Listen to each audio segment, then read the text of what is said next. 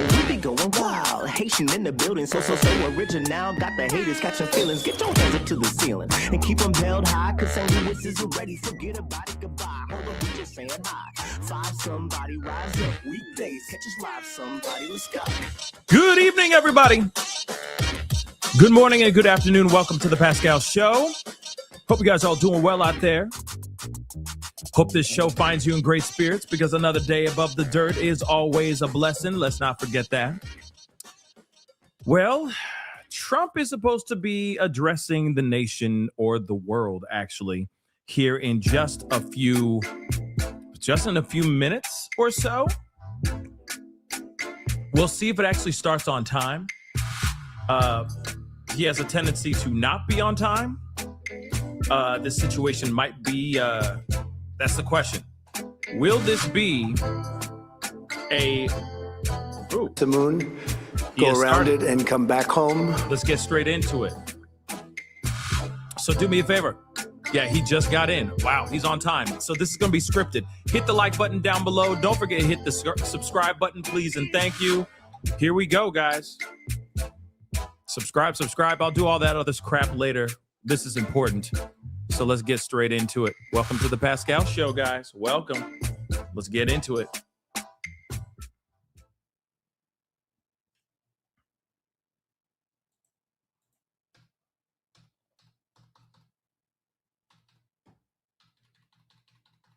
Anytime now.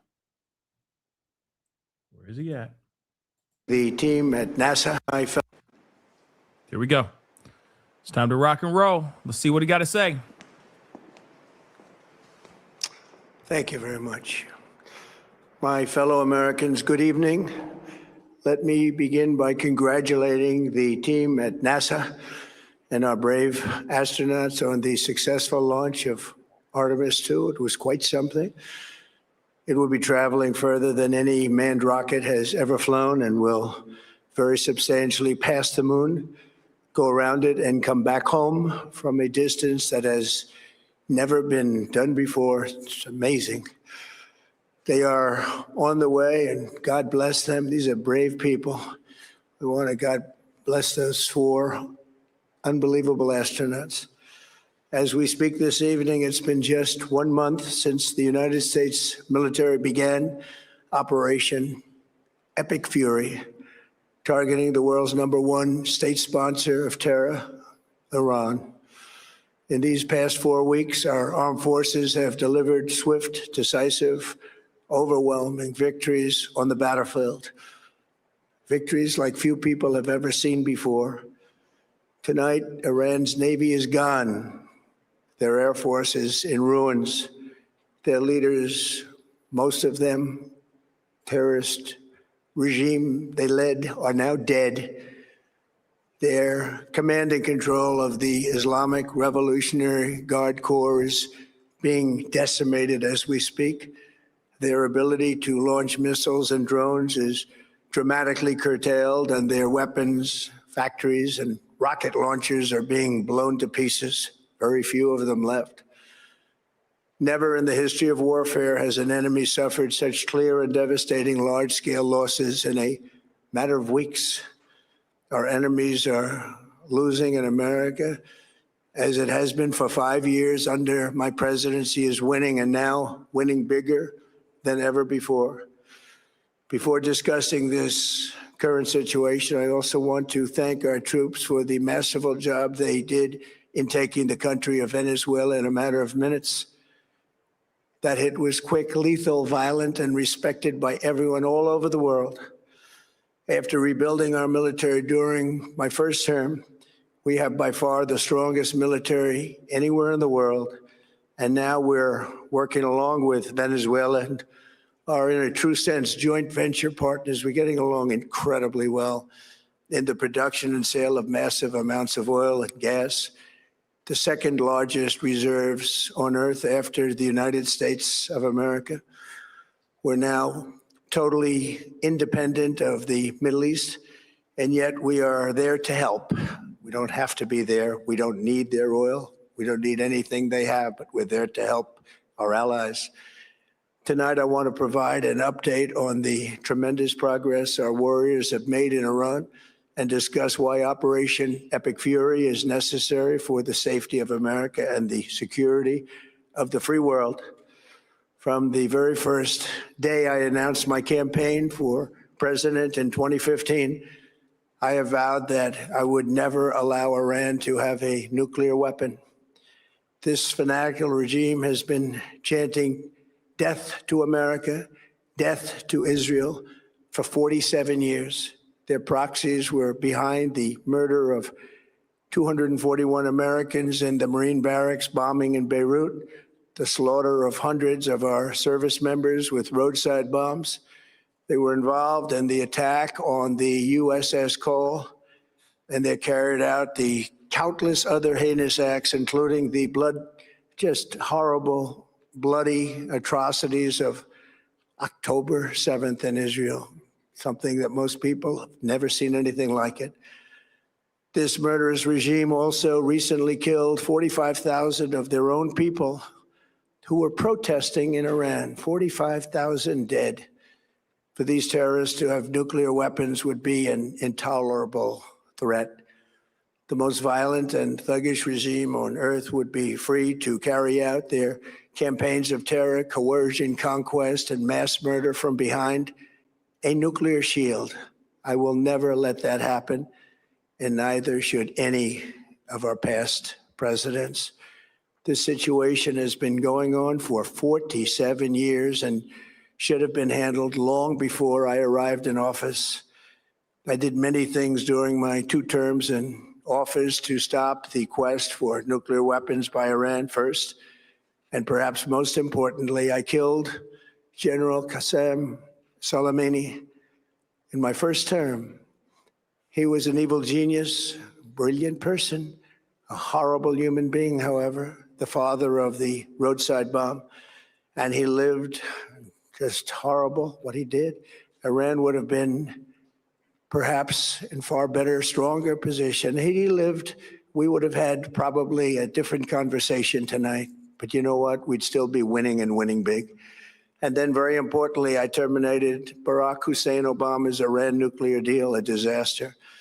Obama gave them $1.7 billion in cash, green cash, took it out of banks from Virginia, D.C., and Maryland, all the cash they had. He flew it by airplanes in an attempt to buy their respect and loyalty, but it didn't work. They laughed at our president and went on with their mission to have a nuclear bomb. His Iran deal would have led to a colossal arsenal of massive nuclear weapons for Iran. And they would have had them years ago, and they would have used them. It would have been a different world. There would have been no Middle East and no Israel right now, in my opinion, the opinion of a lot of great experts, had I not terminated that terrible deal. And I was so honored to do it. I was so proud to do it. It was so bad right from the beginning. Essentially, I did what no other president was willing to do. They made mistakes, and I am correcting them. My first preference was always the path of diplomacy, yet the regime continued their relentless quest for nuclear weapons and rejected every attempt at an agreement. For this reason, in June, I ordered a strike on Iran's key nuclear facilities, an Operation Midnight Hammer. Nobody's ever seen anything like it. Those beautiful B-2 bombers performed magnificently. We totally obliterated those nuclear sites. The regime then sought to rebuild their nuclear program at a totally different location, making clear they had no intention of abandoning their pursuit of nuclear weapons. They were also rapidly building a vast stockpile of conventional ballistic missiles and would soon have had missiles that could reach the American homeland, Europe, and virtually any other place on earth. Iran's strategy was so obvious. They wanted to produce as many missiles as possible, and they did, with the longest range possible. And they had some weapons that nobody believed they had. We just learned that out. We took them out. We took them all out so that no one would really dare stop them. And their race for a nuclear bomb, a nuclear weapon like nobody's ever seen before. They were right at the doorstep. For years, everyone has said that Iran cannot have nuclear weapons, but in the end, those are just words if you're not willing to take action when the time comes. As I stated in my announcement of Operation Epic Fury, our objectives are very simple and clear. We are systematically dismantling the regime's ability to threaten America or project power outside of their borders. That means eliminating Iran's Navy, which is now absolutely destroyed, hurting their Air Force and their missile program at levels never seen before, and annihilating their defense industrial base. We've done all of it. Their Navy is gone. Their Air Force is gone. Their missiles are just about used up or beaten. Taken together, these actions will cripple Iran military, crush their ability to support terrorist proxies, and deny them the ability to build a nuclear bomb. Our armed forces have been extraordinary. There's never been anything like it militarily. Everyone is talking about it, and tonight I'm pleased to say that these core strategic objectives are nearing completion. As we celebrate this progress, we think especially of the 13 American warriors who have laid down their lives in this fight to prevent our children from ever having to face a nuclear Iran. Twice this past month, I've traveled to Dover Air Force Base, and it's been something. I wanted to be with those heroes as they return to American soil, and I was with them and their families, their parents, their wives, their husbands. We salute them, and now we must honor them by completing the mission for which they gave their lives. And every single one of the people, their loved ones said, "Please, sir, please finish the job," every one of them. And we are going to finish the job, and we're going to finish it very fast. We're getting very close. I want to thank our allies in the Middle East, Israel, Saudi Arabia, Qatar, the UAE, Kuwait, and Bahrain. They've been great, and we will not let them get hurt or fail in any way, shape, or form. Many Americans have been concerned to see the recent rise in gasoline prices here at home. This short-term increase has been entirely the result of the Iranian regime launching deranged terror attacks against commercial oil tankers in neighboring countries that have nothing to do with the conflict. This is yet more proof that Iran can never be trusted with nuclear weapons. They will use them, and they will use them quickly. It would lead to decades of extortion, economic pain, and instability worse than we can ever imagine. The United States has never been better prepared economically to confront this threat. You all know that. We built the strongest economy in history. We're going through it right now, the strongest in history. In 1 year, we've taken a dead and crippled country. I hate to say that, but we were a dead and crippled country after the last administration and made it the hottest country anywhere in the world by far, with no inflation, record-setting investments coming into the United States, over $18 trillion, and the highest stock market ever, with 53 all-time record highs in just 1 year. It all positioned us to get rid of a cancer that has long simmered. It's known as the nuclear Iran, and they didn't know what was coming. They've never imagined it. Remember, because of our Drill Baby Drill program, America has plenty of gas. We have so much gas. Where? Under my leadership, we're #1 producer of oil and gas on the planet, without even discussing the millions of barrels that we're getting from Venezuela. Where? Because of the Trump administration's policies, we produce more oil and gas than Saudi Arabia and Russia combined. Think of that, Saudi Arabia and Russia combined. And that number will soon be substantially higher than that. There's no country like us anywhere in the world, and we're in great shape for the future. The United States imports almost no oil through the Hormuz Strait and won't be taking any in the future. We don't need it. We haven't needed it, and we don't need it.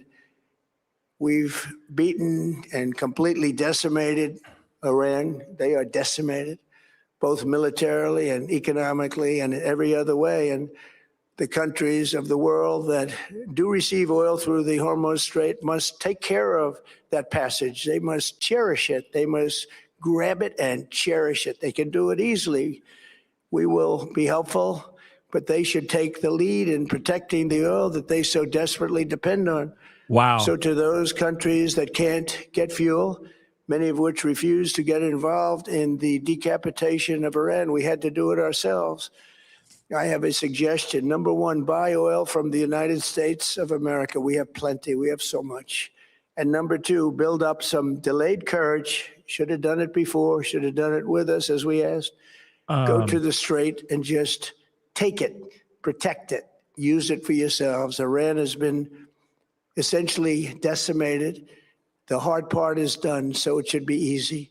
And in any event, when this conflict is over, the Strait will open up naturally. It'll just open up naturally. They're going to want to be able to sell oil because that's all they have to try and rebuild. It will resume the flowing, and the gas prices will rapidly come back down. Stock prices will rapidly go back up. They haven't come down very much, frankly. Yeah, where's they came down a little bit, but they've had some very good days over the last couple of days.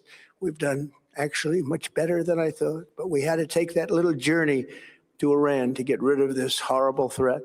With our historic tax cuts, where people are just now talking about receiving larger refunds than they ever thought possible. They are getting so much more money than they thought. That's from the great, big, beautiful bill. Our economy is strong and improving by the day, and it will soon be roaring back like never before. It will top the levels that it was a month ago. I've made clear from the beginning of Operation Epic Fury that we will continue until our objectives are fully achieved. Thanks to the progress we've made, I can say tonight that we are on track to complete all of America's military objectives shortly, very shortly. Very shortly. We're going to hit them extremely hard over the next 2 to 3 weeks. We're going to bring them back to the Stone Ages where they belong.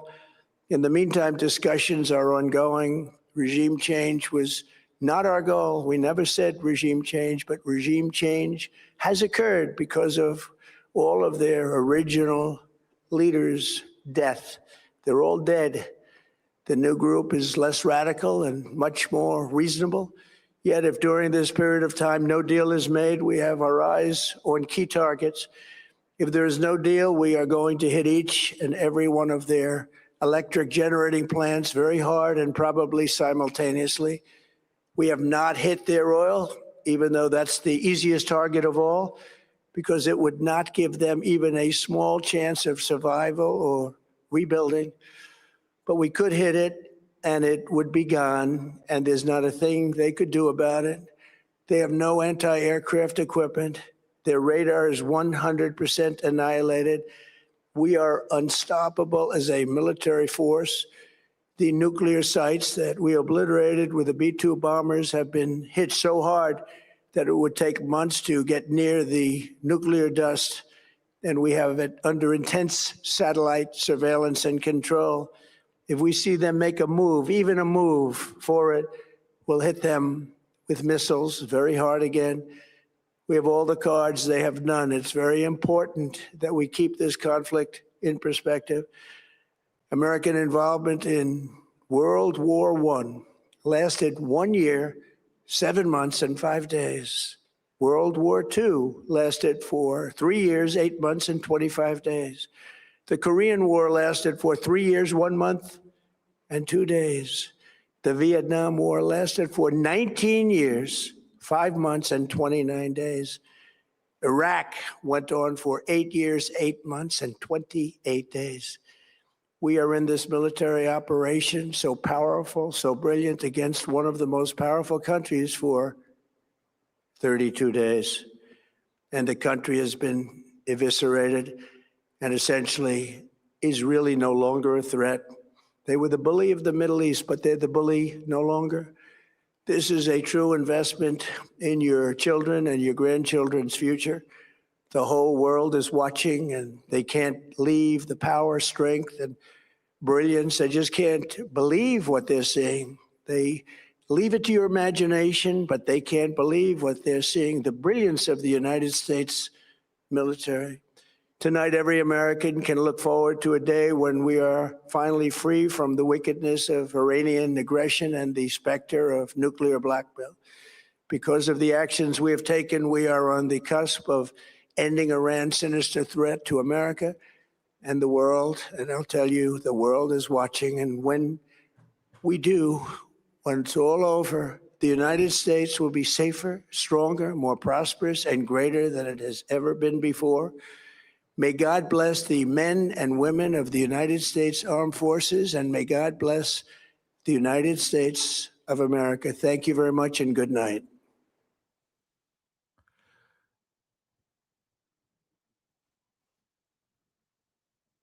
Okay. Yeah, like I'm expecting like them to cut back to him and be like, April Fools, gotcha. But no. So none of that was real. None of that was real. And what I mean by like none of that was real, like none of it was truthful. You realize he's saying the same crap that he said a few months ago, right? Before we even went into war. Before we even went into war overseas. He's saying the same stuff. We're the hottest country. The economy is better than it's ever been before. The stock market is out of this world. It's doing great. It's pumping nothing but great money. We're doing great, great, great, great, great. He says we don't need the oil. We don't need all that because we have our own, blah, blah, blah, blah, blah. But then it's like, then why are we here? If we don't need the Strait of Hormuz, why did you get all up in it?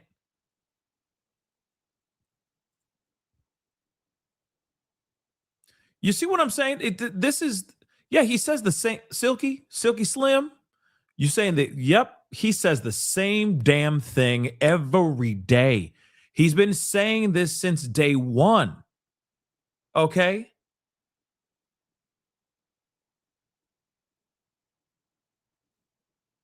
He's been saying the same crap since day one. So how are we supposed to believe this crap?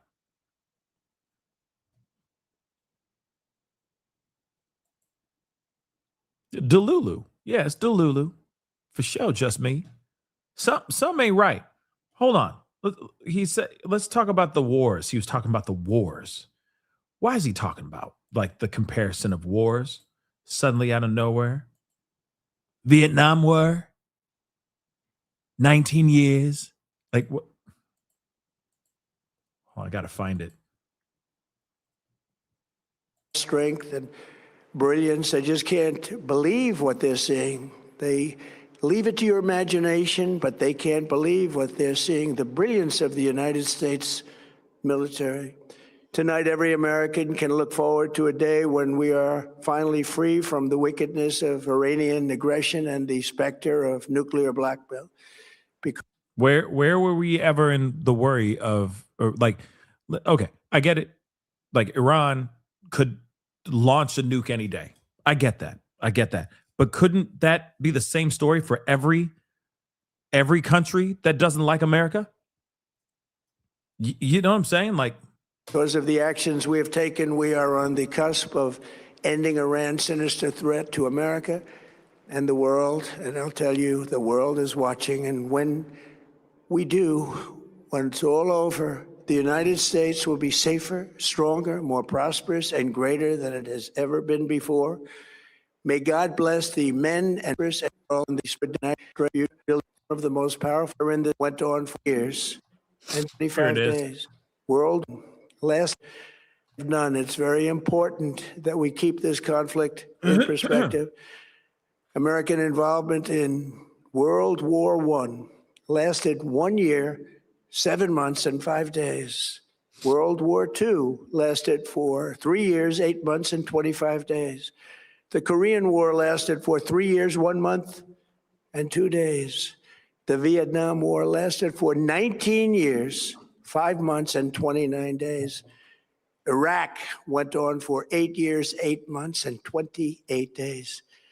We are in this military operation so powerful, so brilliant against one of the most powerful countries for 32 days. And he's making a comparison about wars that are already over. You realize that, right?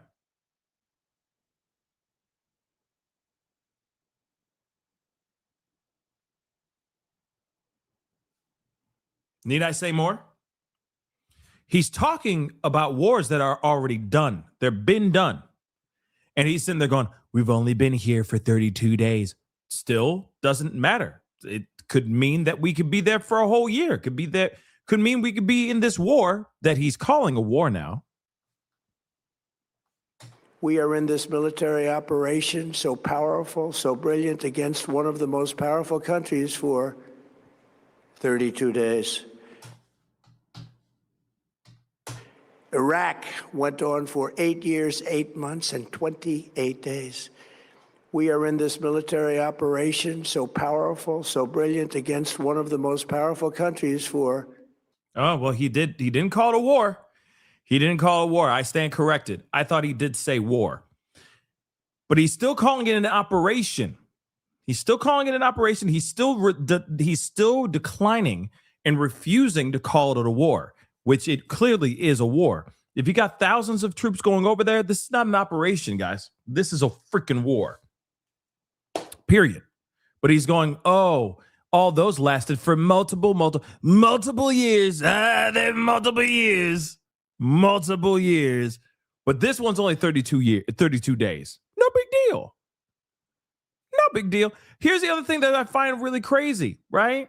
He also said, hey, all you other nations, all you other countries that have to deal with the Strait of Hormuz, go get it. Take it for yourself. We done. We don't need to be there. We don't need it. We're good. We Gucci. We are drowning in oil. We are drowning in it. So we good.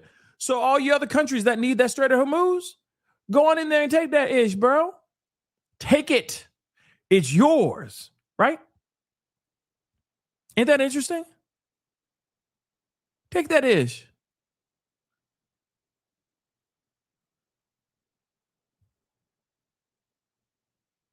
He literally said that. Hold on. Most straight, and won't be taking any in the future. We don't need it. We haven't needed it, and we don't need it. We've beaten and completely decimated Iran. They are decimated, both militarily and economically and every other way. And the countries of the world that do receive oil through the Hormuz Strait must take care of that passage. They must cherish it. They must. So he goes up there, he throws the first punch, and it's like, y'all, hey, this Strait of Hormuz, we're not allowed. Like, they're shutting it off because they're feeling some type of way about big boy America coming in and, throwing our corn-fed hands on them, right? And while in the middle of this scuffle, he's turning to everybody, all these other countries, and saying, hey, this is your problem. Why am I swinging? Why am I swinging these fists?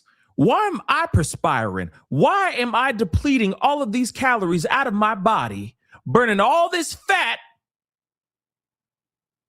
when it's your responsibility? I don't need this. I don't even walk down this street, baby. I don't even walk down this street, baby. This is not even in my jurisdiction. So y'all need to go and handle this stuff yourself. Fix the problem that I started. Fix the problem that I just broke. That's on y'all. That's not on me. Go ahead, baby. Do your thing.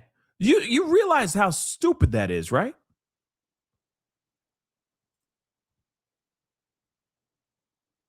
Am I the only one who sees how asinine and ridiculous and ass backwards this is?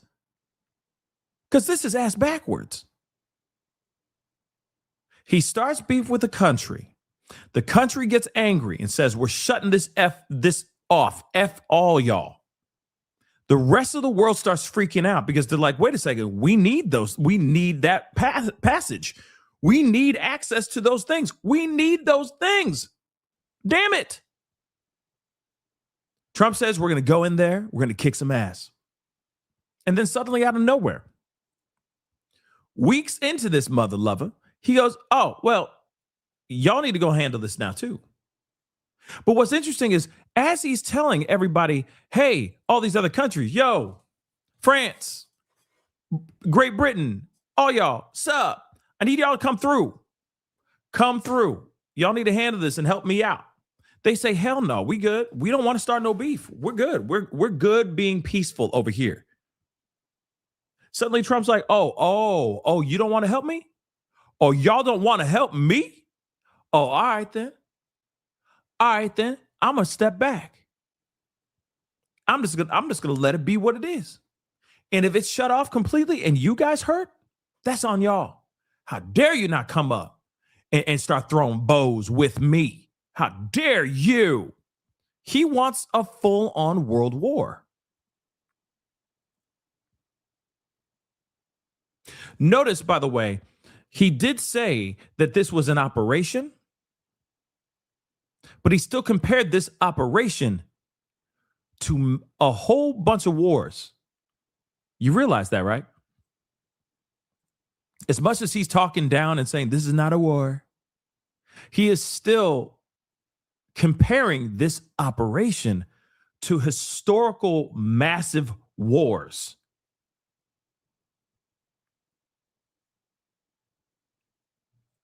And still trying to belittle it like, well, it's no big deal. This is only 32 days so far. So far, though, bruh. So far. This is dumb. This is absolutely dumb. Hold on. I'm backing it up. Result of the Iranian regime launching deranged terror attacks against commercial oil tankers in neighboring countries that have nothing to do with the conflict. This is yet more proof that Iran can never be trusted with nuclear weapons. Now, here's the other thing, too. There are people that are concerned that Israel's about to drop some nukes on Iran, by the way. Whoops. Yeah, there are people that are actually concerned that Israel might actually go to those lengths of actually launching a nuke on the likes of Iran. Apparently, they've already been taking over parts of Lebanon right now and all that too. Israel, I'm talking about. And I'm going to tell you this. I wouldn't be surprised if Israel does that because they got America's got their back. We've already realized that. Like I said, this is Joe Pesci. You know, this is the Joe Pesci situation. You see what I'm saying? Israel's Joe Pesci. America's like Robert De Niro. And they just chilling in the back. Robert De Niro chilling in the back while Joe Pesci is getting all Joe Pesci, losing his doggone mind, going straight up nuclear. And then America, Robert De Niro, is the level-headed one. I mean, to a certain extent, depending on who's, you know what I mean? Depending on how you see it. We're maybe the less crazy one. How's that? But we come in and swoop in and clean up whatever needs to be cleaned up, or we're there as backup, just in case Netanyahu oversteps his boundaries a little bit.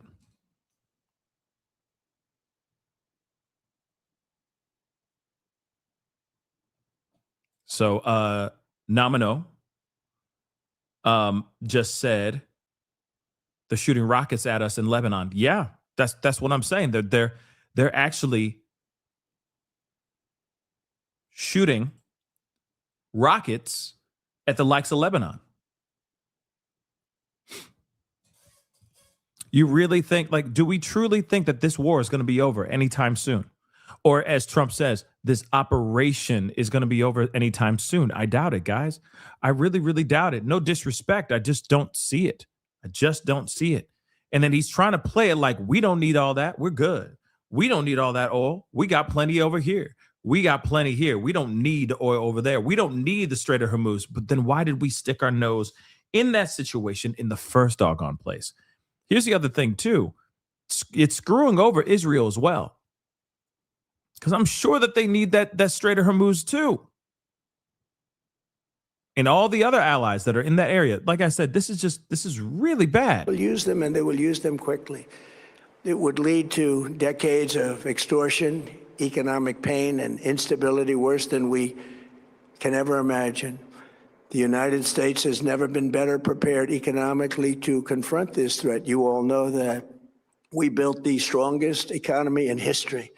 We're going through it right now, the strongest in history. In 1 year, we've taken a dead and crippled country. I hate to say that, but we were a dead and crippled country after the last administration and made it the hottest country anywhere in the world by far, with no inflation, record-setting investments coming into the United States, over $18 trillion, and the highest stock market ever, with 53 all-time record highs in just 1 year. It all positioned us to get rid of a cancer that has long simmered. It's known as the nuclear Iran, and they didn't know what was coming. They've never imagined it. Remember, because of our Drill Baby Drill program, America has plenty of gas. We have so much gas. Under my leadership, we are #1 producer of oil and gas on the planet, without even discussing the millions of barrels that we're getting from Venezuela. Because of the Trump administration's policies, we produce more oil and gas than Saudi Arabia and Russia combined. Think of that, Saudi Arabia and Russia combined. And that number will soon be substantially higher than that. There's no country like us anywhere in the world, and we're in great shape for the future. The United States imports almost no oil through the Hormuz Strait and won't be taking any in the future. We don't need it. We haven't needed it, and we don't need it. We've beaten and completely decimated Iran. They are decimated, both militarily and economically. But that's the thing. We're hearing something. That's the problem. See what I'm saying? This is the issue that we have every time he gets on a mic and starts giving us updates. And Pete Hegseth and General Sal Chicken, all of them. This is getting really, really annoying because it's hard to get a solid source. It's hard to get. It's difficult to trust them as a solid source. That's what I'm trying to say, right? Yeah, he's killing my brain cells right now. I'm like, but you see the problem here, right? We can't even get some semblance of the truth. I'm not expecting them to give us everything, right? Here's exactly what we're going to do. And then we're going to do that. And this is the operation that we're going to do before they actually do it. That's fine. I'm not expecting them to do that. What I'm expecting them to do, though, is to give us some honest truths. And we have never gotten that from this Trump administration. We have not. It's been nothing but lies back and forth, starting with Epstein all the way down to this. So again, guys, I mean, this is bad. And I know there's some people out here that are hardcore supporters of him. No matter what, they'll say he can do no wrong. He has done no wrong. He will continue to do no wrong. He's kicking ass. He is the best president we've ever had. Fine. If that's how you want to keep it in your mind so that you sleep well at night, then that's on you. Go ahead. Do you, girl. Do you, homie. Enjoy yourself. But at the same time, you cannot deny the fact that we can't get a straight answer from him. Of all people, we can't get that straight answer. We're there. We're there. And I think that both sides of the political aisle are seeing that BS. Most are seeing it. Not all, but most. And when you got both sides turning on him, and it's not just the typical left going crazy about this, that is a very dangerous sign. To the point where you got people believing the president of Iran in his statements more than they're actually believing the president of their country is a huge, huge sign of bad things happening. So when he keeps on saying, I just don't see how, he could sit here all day long and continue to manipulate the market, because that's pretty much what he's doing right now. He is playing with the market. That's exactly what he's doing. He is focused on trying to make that market stay, not crumble, but it's crumbling, guys. It's crumbling. Even the likes of Alex Jones is saying this guy, that Trump is in bad shape. Ankles swell up. Yeah, we're talking gay frogs. I'm not kidding. 3 times. Where is that? There we go. We got to take a look at this. This is insane. Even him, even this guy, who I think he got the jutted out jaw like he's always on yayo. You know what I'm saying? Like he's always on that white girl. You know what I mean? That's the way he does, how he talks. It just gnarling. You know what I mean? Grinding his teeth. You know what I'm saying? He just gives me the vibe that he's always doing. He got a bump or two. He's doing a couple lines. You know what I'm saying? Blurred lines. You know what I'm saying? Ankles swell up 3 times the size they were before. That means heart failure. And he does look sick. And he does babble and, sound like the brain's not doing too hot. It's like the Bobby Brown. You know exactly what I'm talking about when I say the Bobby Brown. You know exactly what I'm talking about. That's why you don't do drugs, kids. Don't do drugs. And so we just cut bait on Trump and we just mobilize against the Democrats. Ankles swell up 3 times the size they were before. That means heart failure. And he does look sick. And he does babble and, sound like the brain's not doing too hot. And so that is coming from Alex Jones, who is always all up in Trump's butthole. And now he's sitting here saying, I don't know. I think he's not okay. I don't think he's okay. Yeah. Say no to them. Say no to them rugs. Say yes to hugs and no to those rugs. And you know exactly what I'm talking about, because I can't say it a billion times over, because then we get in trouble. But you see what I'm saying, though, right? A lot of people are questioning what's going on. Even Mr. MAGA mother-loving Joe Rogan is losing his mind over this situation as well, saying, like, I don't know what's up with this guy. MAGA, he's totally trying to distance himself from MAGA. Like, things are falling apart, guys. Things are falling apart. But I also find it very interesting, the same people that will sit there and go, he's President Peace, he's not about getting us into wars, pointless wars, are the same mother lovers now that don't even skip a beat, don't even take a breath. And they're saying, damn right we're going over there and we're going to do what we do because that's America. Damn right we're going to have going to war in the Middle East. Damn right. Because that's what America does. And it will make America great again. No, it won't. It won't. That's a lie.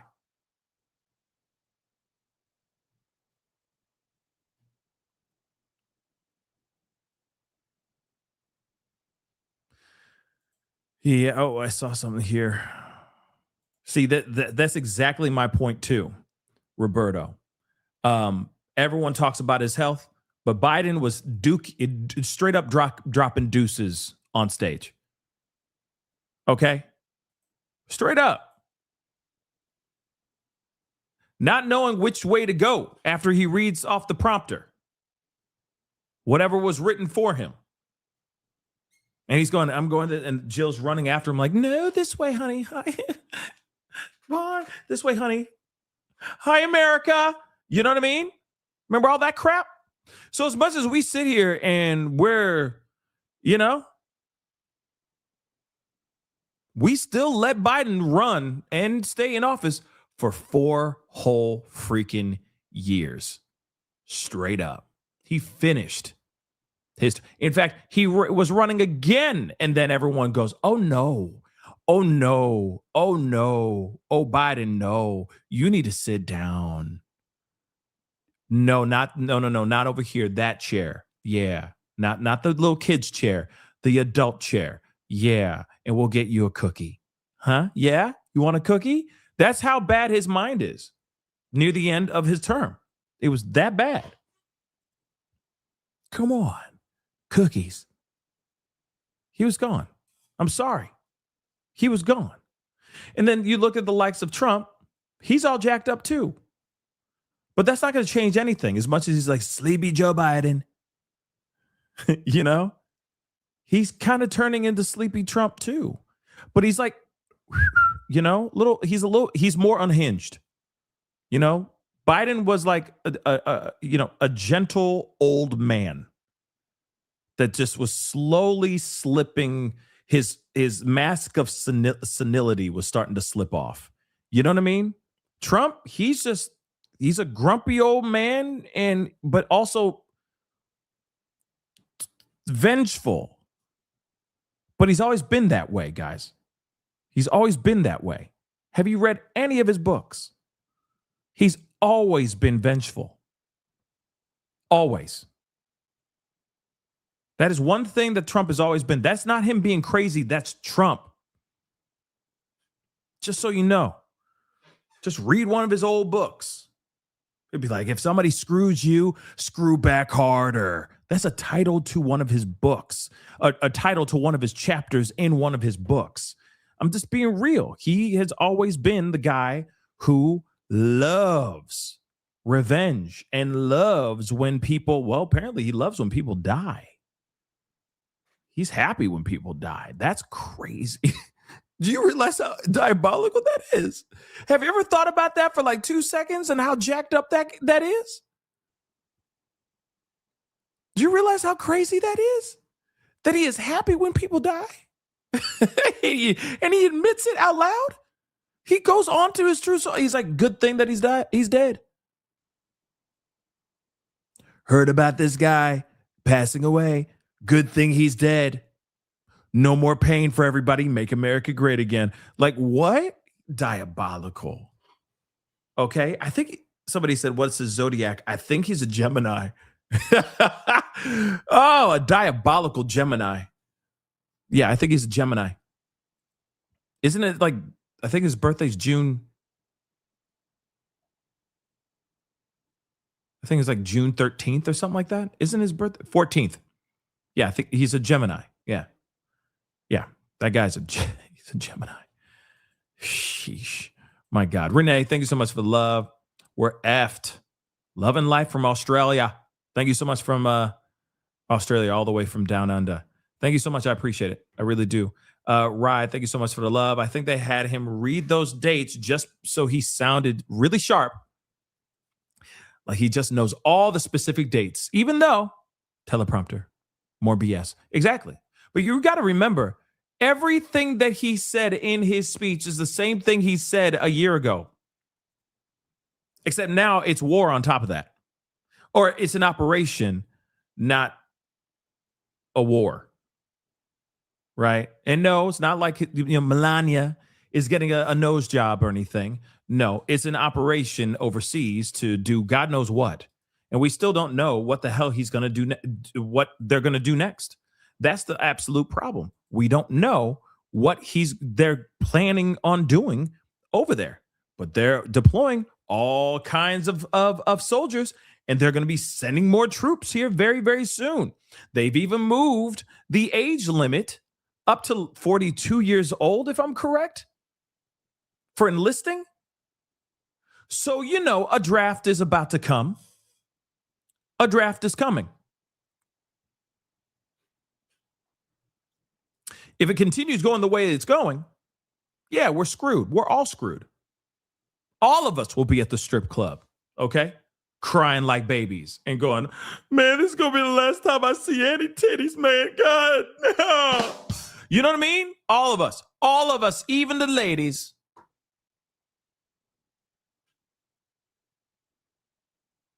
Just saying. Let me see this. Rye, the guy, thank you so much for the love. Can we all just agree No more people in the government that probably wear diapers. Yeah, that's an idea. That's one hell of an idea.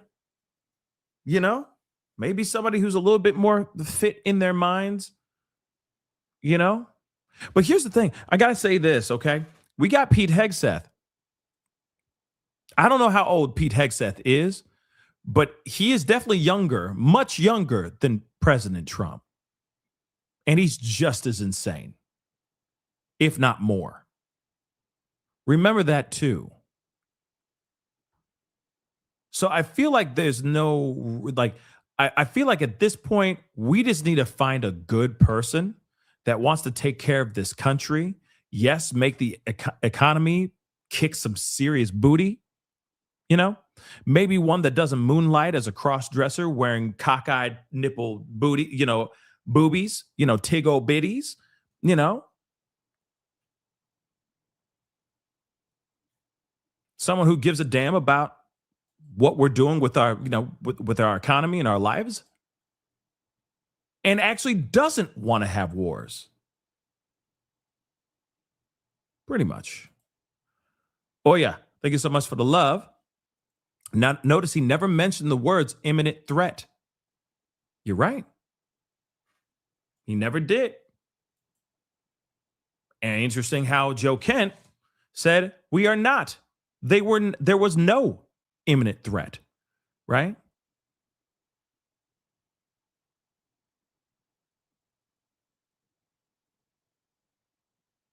Cognitively swole. Where did that come from? Where did cognitively swole come from? That's a cognitively is hard to even say. I don't even know why, but where did that come from?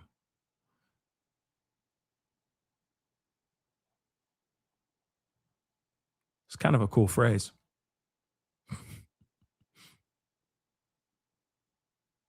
Yeah, crafting. There was just a feeling in his bones. There was a feeling in my bones. I think it's going to rain tonight. Oh, that damn arthritis. Kick it again. Yeah. So yeah, guys, that's trash. That was trash. That was absolute trash. Did I tell you that it was absolute trash? Yeah. That was absolutely trash. He didn't say anything about leaving NATO. That's one thing that's for sure. He didn't say anything about NATO. I think that's very important. Okay. I think that's very, very important to remember. So yeah, I guess, you know, some people are saying we're cooked, we're absolutely fried, we're done here, we're absolutely screwed. I don't know. I'm still holding on hope. I'm still holding on to maybe there's a possibility that what we're thinking in our minds is not really, or in Pete Hegseth's words, maybe in our mind's eye. In our mind's eye, there's some sort of glimmer of hope. And that these, you know, that whatever we're thinking right now may not truly happen the way that we're thinking is going to go down. That maybe some stroke of miracle is going to come out of nowhere and there will truly be peace.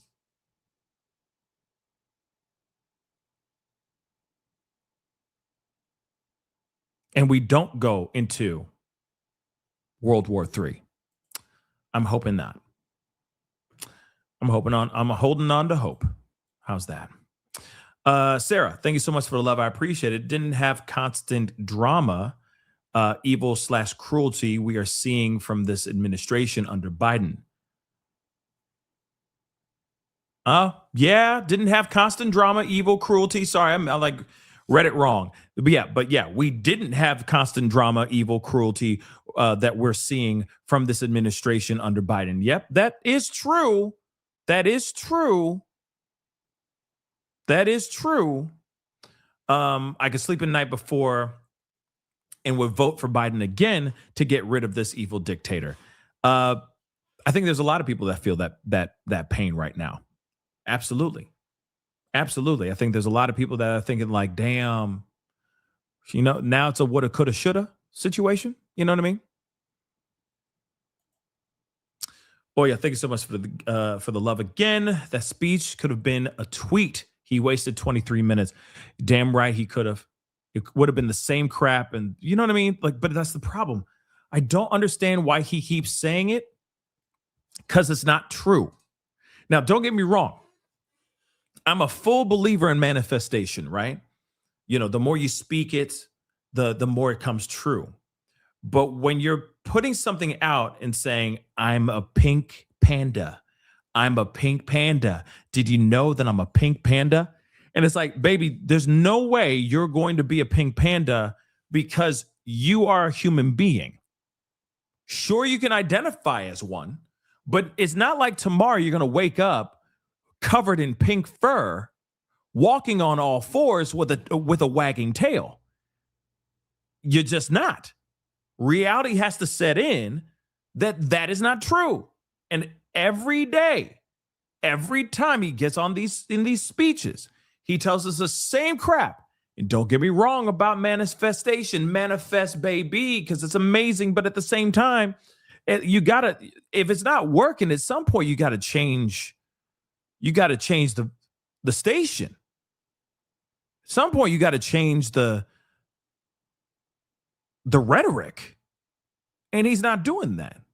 He just keeps saying the same crap over and over and over again, hoping that everyone goes, we have the strongest economy in the history of the world. We are the hottest country in the world.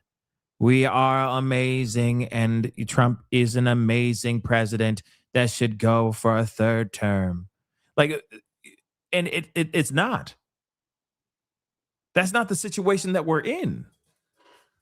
So why do we keep hearing this? Why does he keep? He keeps, because he's the one who's turning to a speechwriter. Like, this speechwriter must be living in a lap of luxury. He or she does not have to do a damn thing except copy and paste.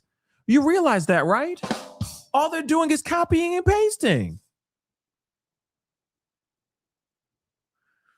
Are we going with and I'm sure they have it already saved under a file. It's the same file. All they had to do was add a few more pieces about the amount of wars, how long certain wars were, and copy and paste that underneath the first part of the speech and call it a day. These speech writers are just chilling. They don't have to worry about a damn thing. We're doing the hottest country. We're doing the hottest country speech. Okay, everybody, hottest country speech. Send me the file. And that's it. Load it in the teleprompter and rock and roll. Let him rip. Yeah, it's a template speech. Literally, he probably got it off of AI. Chat GPT up in this biznae. Come on now. Cockeyed titties. Anyway.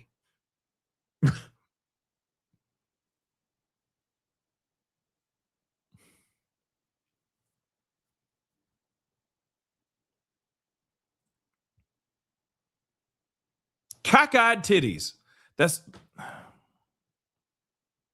He said we have so much gas. He really did say that. So then why is the price of gas going up in America if we good? You know what I'm saying?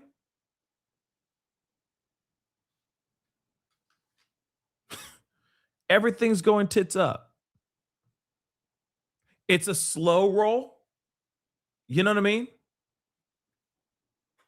But we're going tits up. Everything's going tits up. Yeah. Yeah. Cockeyed titties. Just slowly rolling up. Just slow. It's a slow roll. Tits up. Slow roll. But it's going. It's going. It's just a slow reveal. And then you're like, oh my God, is that Brian Noam? Oh, hey. Oh, hell no. Anyway, guys, that is the show. I appreciate all y'all for being here. Everything's boobification. Yeah. Everything's just getting pumped up with all kinds of ridiculous saline and chemicals. Unnecessary stuff. He's speaking again soon. What? No, he's not. That's an April Fool's joke, I'm sure. But guys, I appreciate all y'all for being here. It really means a lot. Thank you so much for tuning in and being a part of the picture, part of the show. Okay, I appreciate that. Thank you so much. Make sure you hit that like button down below. Crush it, do it a do. Hit that reaction button if you're watching on these other platforms. If you are watching on these other platforms, make sure you hit that follow button. Subscribe here to my YouTube channel. Please and thank you. Subscribe. Hit that join button down below. Become a member. Check out my Patreon. And, of course, check out PascalMerch.com. PascalMerch.com. We got some really great stuff over there. Go check it out, PascalMerch.com. Okay, guys. It is time to get going. Much love to you guys. Stay safe out there, and I'll talk to you guys very, very soon. Have a good one, guys. Be good to yourselves. Be good to one another. This is The Pascal Show. Bye.